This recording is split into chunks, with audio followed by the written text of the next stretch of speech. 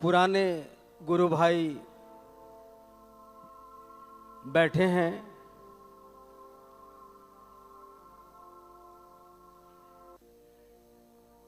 मैं उनका नाम लेने से पहले इतना कहूँगा, आप सबों को उनके बारे में मुझे याद है, मैं उस पल का साक्षी हूँ।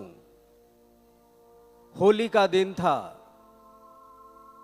और बहुत पुराने गुरु भाई हमारे देवाशीष भैया, जो अब शरीर में नहीं है, शिवलीन हो चुके हैं, शाम की बेला और उनके साथ उनका प्रवेश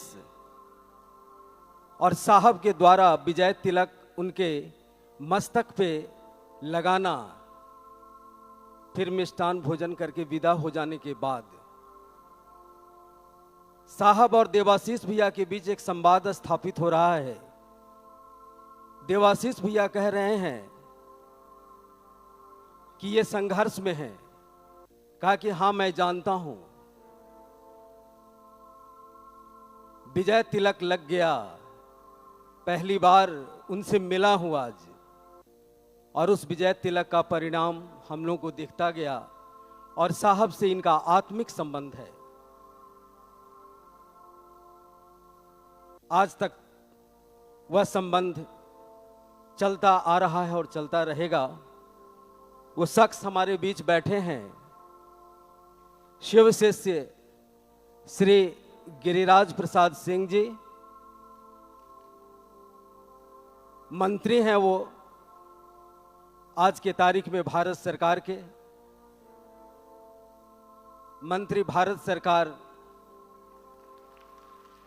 और हम सबों के पुराने गुरु भाई साहब के सानिध्य में इनके जीवन का एक कालखंड गुजरा है। उसी पे आधारित हम इनसे सुनना चाहेंगे कि शिव शिष्यता में मेरी यात्रा, शिव शिष्यता में मेरी यात्रा।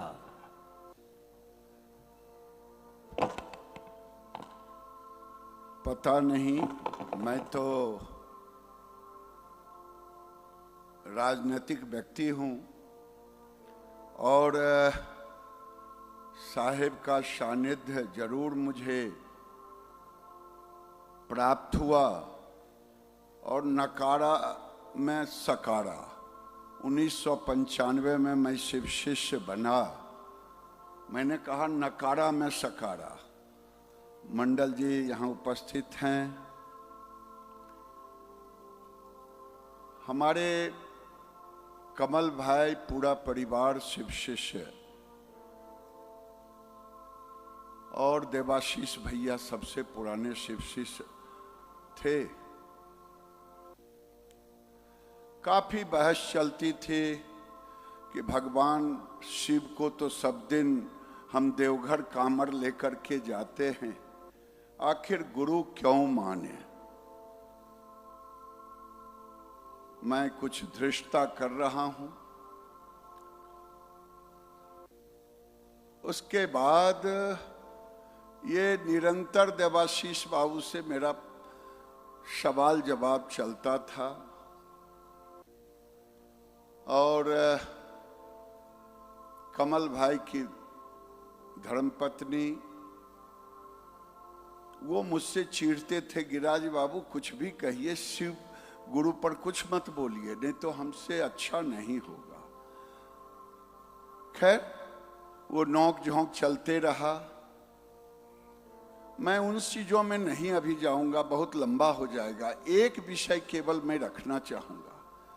एक दिन साहेब और दीदी, मुझे सौभाग्य मिला है हर शिवरात्रि में ऑफिसर्स फ्लैट में हवन का काम चलता था, शिव हवन होता था, सब लोग रात भर जगते थे। काफी लंबे समय तक जहां जहां साहेब जाते थे शिव चर्चा करने, हम लोग भी कमल भाई के साथ जाते रहते थे, देवाशीष बाबू के साथ। एक बार इस गृहस्थ जीवन में लोग यहाँ जितने बैठे हैं सचमुच में भाग्यवान हैं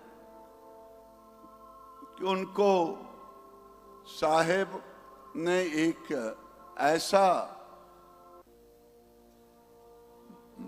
रास्ता दिया है जिस रास्ते पर आप खुद कैसे चल सकते हैं वो आपको सोचना है। जैसा अभी सब लोगों ने कहा, मुझे एक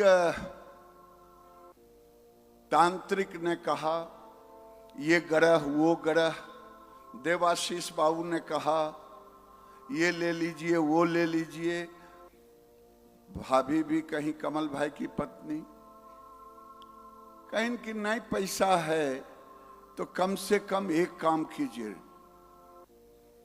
महामृत्युंजय का जप कीजिए, लेकिन साहेब से नहीं कहिएगा कि मैंने कहा है, नहीं तो हमारे लिए ठीक नहीं होगा।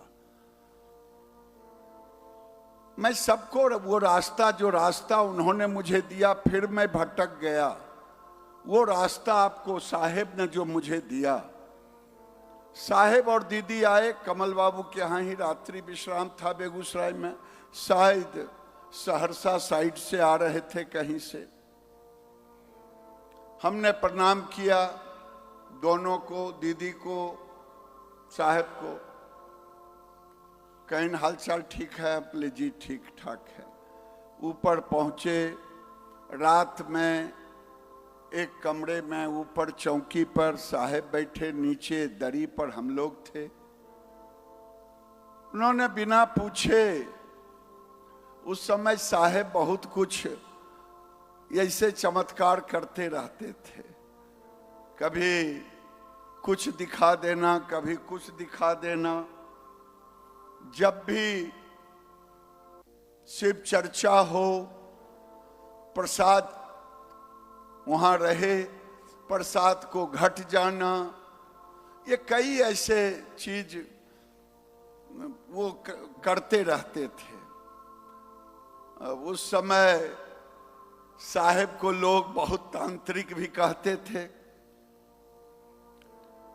तो साहेब ने बिना हमसे पूछे कहा, देखिए अब तो आप शिव शिष्य बन गए, आपने मुझे प्रणाम किया।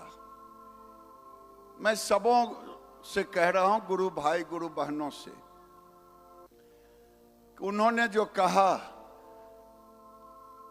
कि आपको हमने पूछा, आपने प्रणाम किया मुझे। मैंने कहा क्या गिरिराज बाबू हालचाल ठीक है ना? मैंने कहा हाँ, नहीं है, अच्छा है, बुरा है। अगर मैं आपको जवाब नहीं देता और आप पीछे पीछे चलते, कहते हरेंद्रानंद बड़े तांत्रिक हैं, फिर और कुछ तारीफ करते, तो मैं कहता देखो ये कितना चाटुकार है, मैं आपके प्रश्नों का जवाब ही नहीं दे रहा हूं, रिसीव भी नहीं कर रहा हूं आपका प्रणाम। इसलिए महामृत्युंजय भी महादेव का ही है। अगर मैंने आपका प्रणाम स्वीकार लिया तो आपके विषय में कह रहा हूं कि महामृत्युंजय क्या हालचाल, कैसे हैं, क्या हैं। उसी तरह आपको गुरु मंत्र महादेव ने दी है, जो हमें दिया हमने आप सबों को दिया। नमः शिवाय।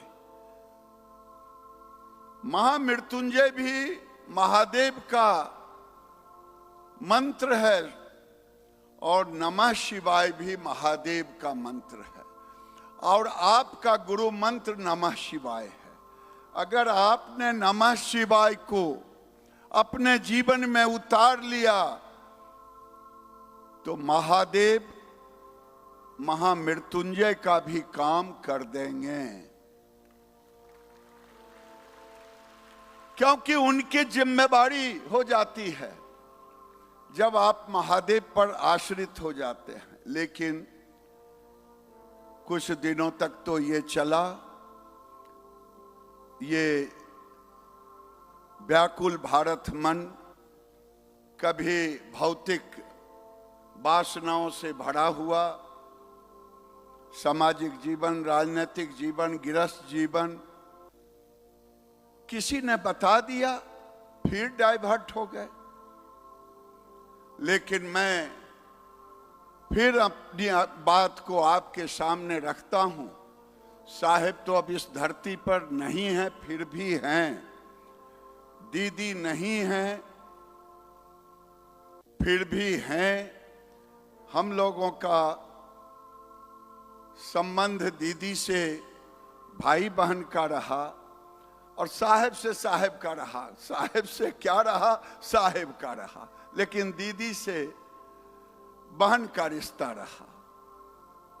और आज इतना ही कहूंगा, जिसने भी, मैं तो अपने जीवन में अगर कहना शुरू करूं तो शायद 1 घंटा तक भी मैं बोलूं तो वो कम समय पड़ेगा।